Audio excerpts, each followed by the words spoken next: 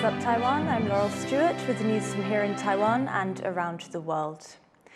We begin today with the latest on Taiwan's largest ever recall election. All of the 24 opposition Kuomintang lawmakers targeted by recall campaigns look set to keep their seats. Voters cast their ballots from 8 a.m. to 4 p.m. and vote counting began right after polls closed. We'll have more analysis of the results later in the show. But these results aren't the end of the story. 7 more KMT lawmakers will face recalls in late August. First, though, let's go to Tiffany Wong, who's live in the TaiwanPlus newsroom. Tiffany, what's the latest? Hi, Laurel. Well, the Central Election Commission is still finishing getting those final vote counts in, but it does look like those 24 Kuomintang lawmakers who were facing recall will be able to keep their seats in Taiwan's legislature. Many of them have already come out tonight saying that they have survived these recall votes. Now, today, Taiwanese people came out to vote, and it looks like about 50% voter turnout tonight. That's pretty outstanding for a non-presidential election. And in all of these cases, the votes against the recall exceeded the votes in favor of recall. And it looks like just a few of them made that 25% threshold of votes in favor needed to remove those lawmakers. But since those votes against exceeded that, they were not able to pass. Again, we're still waiting for the final result from the CEC. But in earlier stages, we did see, a lot of these recall campaigns seem to have some pretty widespread public support. But in the end today, it looks like they just were not able to get that momentum at the polls. So the recalls started off as a civic-led movement, but the political parties were heavily involved later on. How are they responding to this? Well, the Kuomintang tonight, already several of those lawmakers facing recall came out thanking their supporters for helping them keep their roles and, continuing their support over a year after they were first elected. This is a huge win for their party. They will not be able to face recall again for the rest of their terms. And their chair, Eric Zhu, also came out tonight. Let's take a listen to what he had to say. 今天用选票证明台湾的民主是成熟的，台湾的民主是伟大的。我们共同守护民主，守护台湾。我们知道，任何人不能够翻桌重选，任何人不能够选输还要搞大恶霸，任何人不能够想要一党独大，破坏民主。更重要的，所有台湾人民选择了安定，选择了政府应该做事情，而不是搞恶斗。今天不是任何一个政党的输赢，而是台湾人民的大胜利。 Meanwhile, the ruling Democratic Progressive Party stood the most to gain if these KMT lawmakers were removed. So obviously tonight is a huge disappointment for them and their supporters. But they did come out and say that they respect the results of this election. 对于这个结果，我们民进党团我们接受，我们也予以尊重。当然，我们更要坦然地面对。不管是罢免或是反罢免，都是人民依循着宪政体制。 行使宪法所赋予的基本公民权，也透过这一场大罢免的行动，时时刻刻告诉着、提醒着所有的国家代议士，公民社会透过直接的民权，会对每一位民意代表持续的监督。 Well, initially, the recall campaigners were hoping to remove enough KMT lawmakers to give the DPP an edge in the legislature, but it looks like the DPP is still going to be a minority in that chamber. And that means they're going to face difficulties in passing their own legislation and also in advancing DPP President Lai Ching-te's agenda.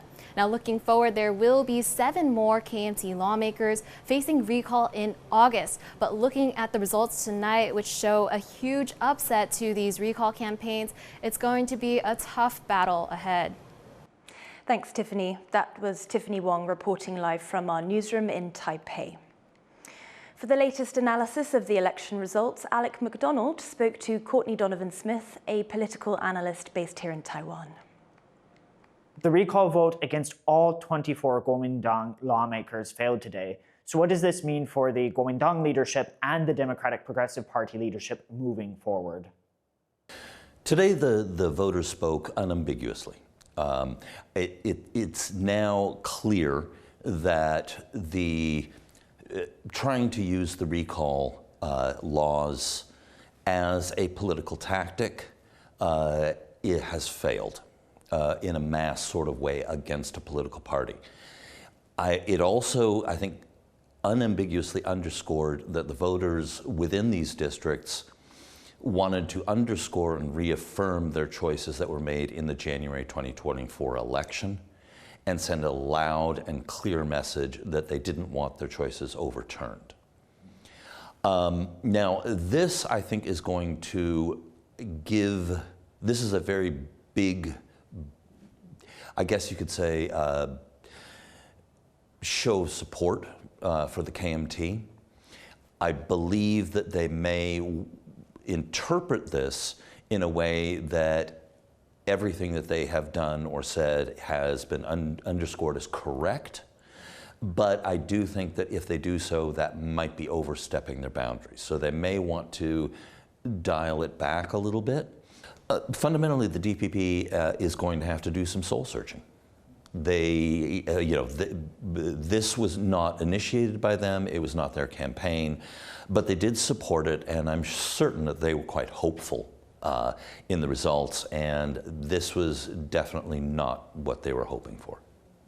Voter turnout in most districts exceeded 50%, which is quite high for a non-presidential election. What's your takeaway?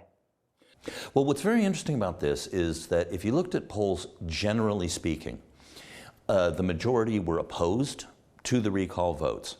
However, there were certain districts where you had just general voters, where the number that said they were voting to agree to the recall, for example, Xu Qiaoxin's district, the number that said that they supported recalling her was actually slightly higher than the percentage that said they didn't.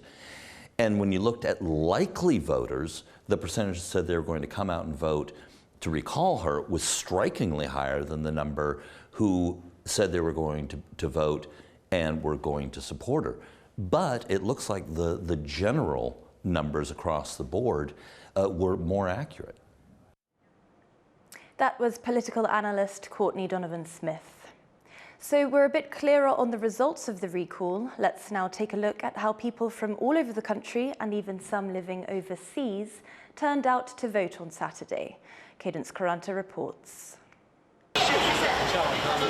An eventful day of voting,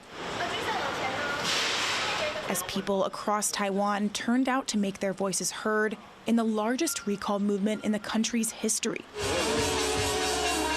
An election that put the political fates of 24 opposition lawmakers into the hands of Taiwanese citizens, who are given the power to decide whether to remove them from office by voting a simple agree or disagree. Outside polling stations, voters proud of their country's democracy.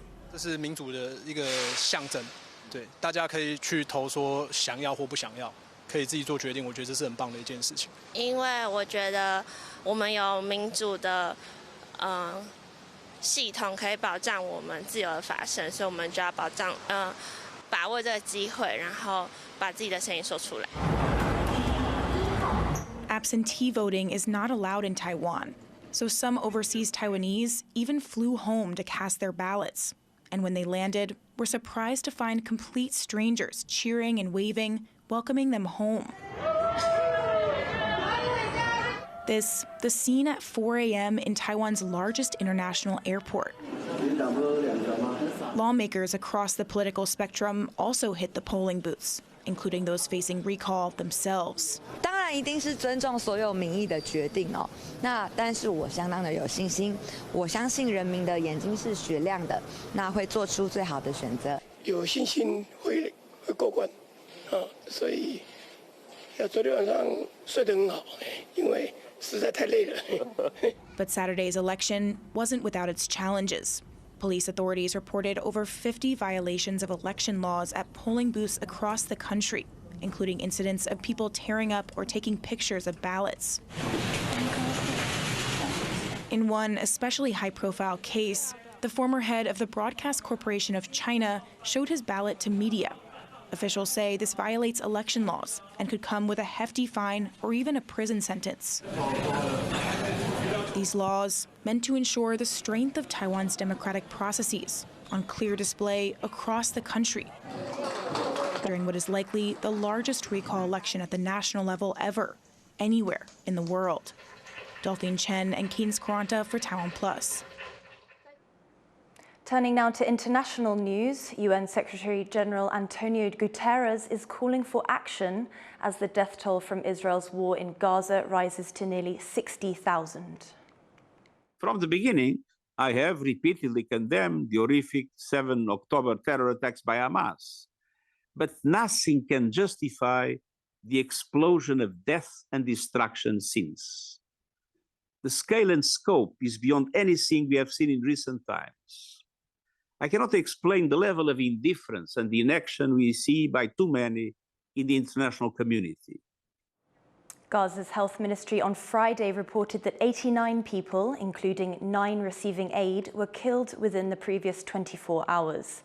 Guterres also lamented the spread of starvation among Gaza's population as a months-long Israeli blockade of food into the enclave continues. The UN says nearly 1 million children now face food insecurity. More than 80 children have died due to conditions linked to the blockade, and nearly 70,000 are showing signs of malnutrition.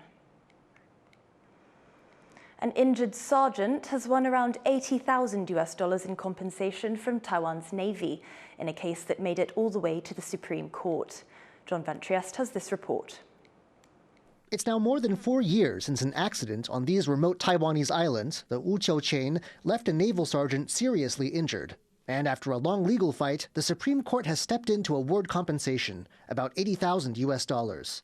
The island outposts lie closer to China than to Taiwan proper and are home to key defensive infrastructure, including underground tunnels. In March 2021, a sergeant tasked with clearing out garbage fell about 1 story into one of the tunnels through an unmarked, rusty metal covering, breaking their lumbar spine. Help was not forthcoming as they made their recovery.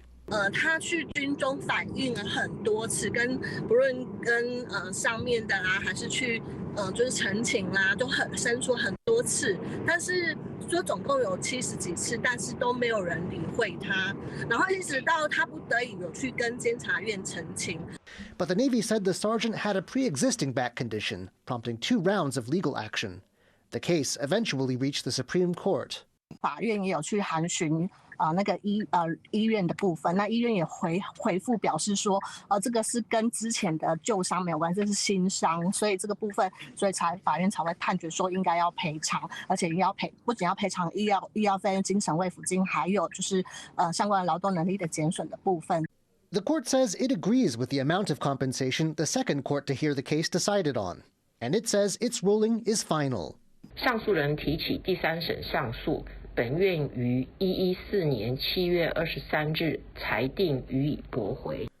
And so the case is closed, putting an end to years of legal wrangling, and with the Navy saying it will raise awareness among the ranks to keep similar accidents from happening. Alex Chen and John Van Trieste for TaiwanPlus. Thank you for watching What's Up Taiwan. You can visit the TaiwanPlus website or follow our social media for more stories from Taiwan and around the world. Finally, let's end today with more vote counting in the recall election. I'm Laurel Stewart. Take care and see you next time.